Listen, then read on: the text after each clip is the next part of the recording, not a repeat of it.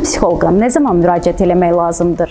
Psixoloqa müraciət etmək insanın emosional və şəxsi sağlamlığını qorumaq, çətinliklərin üstəsindən gəlmək və ümumilikdə həyat keyfiyyətini artırmaq üçün önəmli və vacib addımdır. Lakin praktikada biz görürük ki, insanlar psixoloqa müraciət etməkdən çəkinirlər. Misal çəkmək istəyirəm. Adətən bizim dişimiz ağrıyanda heç düşünmədən stomatoloqa yazılıb müraciət edirik. Lakin ruhumuz ağrıyanda əfsuslar olsun ki, o ağrını görməzdən gəlməyi seçirik. İlk növbədə, əgər siz uzun müddətdir ki, özünüzü kədərli, üzgün hiss edirsinizsə, əgər davamlı olaraq hər hansı bir stres yaşayırsınızsa və bu stres fonunda hər hansı bir təşviş halı, anksiyete halı yaranırsa, əgər həyatınızda fobiyanız varsa və yaxud narahat edən və təkrarlanan düşüncələr, davranışlar varsa, əgər bədəninizdə psixosomatik ağrılar varsa, eyni şəkildə, əgər siz müşahidə edirsiniz ki, yuxu və qida rejiminizdə ciddi dəyişikliklər var, keçmişdə yaşadığınız travmalar sizin həyatınızda hələ də hökmdarlıq eləyir və sizin həyatınızda çox mənfi təsir göstərirsə, bu